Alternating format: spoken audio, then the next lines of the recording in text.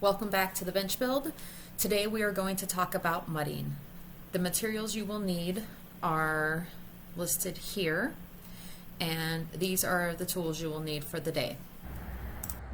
Right now we are going to do the cob, adobe, mudding, whichever you want to call it, for the benches.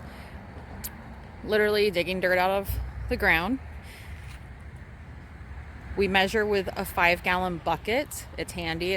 Right now we're just getting 1 bucket of dirt, so it's a 1-to-1 ratio of dirt to sand. This is our sand. It is coarse sand. The place I went to, we were looking for mortar sand. The guy said, hey, this is a little more rough than mortar sand because they don't carry it anymore. The lady had said they did. But honestly, it's okay because today we're doing the mud, and then we'll also be doing the plaster. And the coarse sand is fine for the scratch coat of plaster and for the mud. When it comes to actually doing the finish coat, we just buy the bag stuff for this reason, because honestly, a lot of times even the places you go to get what you need don't have the right answers for you. So here's our bucket of sand. We're going to add it to our dirt. Our next fancy way of measuring is we do 2 giant handfuls, and normally this would be straw, which is not readily available there. It's honestly not the easiest thing to even find here. So we are going to try out some shredded paper, and this is actually cross-cut shredded paper, so it's not in long strips. But we're still going to do the same that we would do with the straw.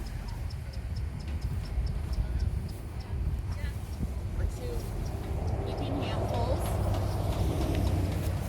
in the wheelbarrow. So now we have 1 5-gallon bucket of dirt, 1 5-gallon bucket of sand, and 2 heaping handfuls of shredded paper.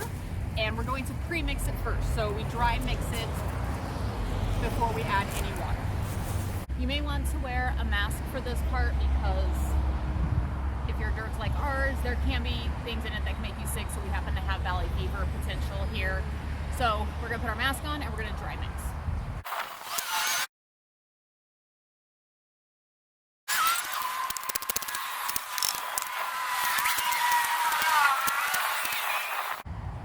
This is what our dry mix looks like.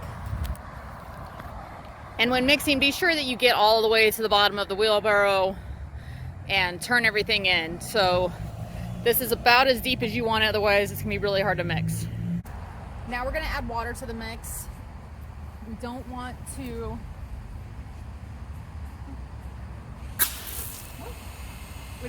put too much water in. So add a little mix, because you can always add more water. It's really hard, not too hard, but it's a little harder to add more of a accurate mixture of sand and soil if you have to add more of those. I like to pull the dirt all the way to one end. We'll add some water down at this end and then pull it back and keep going back and forth, because that way you make sure you get everything that's at the bottom, otherwise the bottom might turn out dry. This mixture is now fully mixed. All of it is the same consistency, and it is honestly borderline. I almost put too much water, probably could have done with a little bit less water, but it is sticking together, and realize it's going to be sitting like that on the wall. And as we put it on, we'll really be able to see if it's going to stick in place. What I'm going to do now is just make sure there's not a ton of super loose dirt in here. Also not a bunch of organic material around the side, because loose dirt means it won't stick. So this extra dirt from when we packed, a little bit's okay, but you just don't want a ton. This is the fun part. We literally throw the mud into the cracks and make it stick.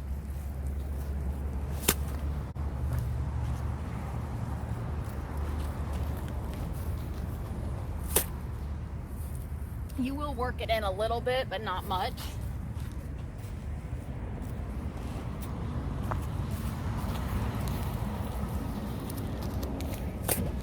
especially on these under parts.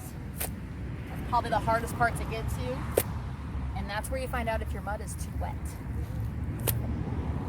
So we actually are okay with our mud. It's sticking, it's not falling out, which is always the biggest problem in this step.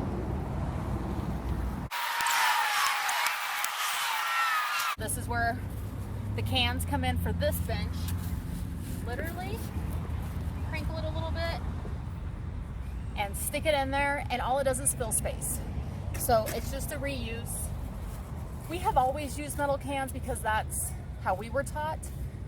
However, I don't see why you couldn't use plastic, because this is going to get covered, and so the plastic is not going to be exposed to the elements.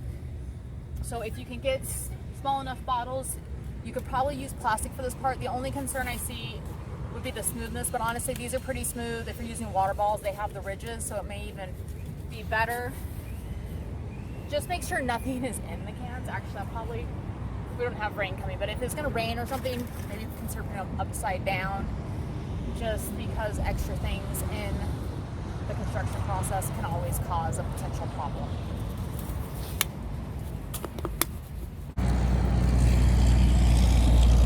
This is what the bench looks like after day one. I went ahead and did a little bit extra, so above and below the cans, until honestly it started to fall just because there's too much mud right now. So I filled it in. There's two reasons actually. One, I had extra mud. Two, we are honestly in any public space, people tend to take things just because it's fun. Cans are worth money. So many reasons. I went ahead and did this area too. The reason I did this is because mud is cheaper than plaster. So if you don't do it with mud, you're going to end up filling in that gap with plaster. Cement's more expensive. And this is our backside. You'll notice I didn't smooth everything out. It's all pretty chunky bunky. The top is a little bit smooth. This allows the next layer to stick more readily.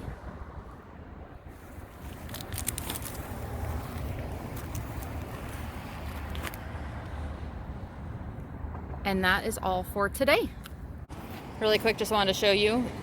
That is what is left after doing the first day of bench.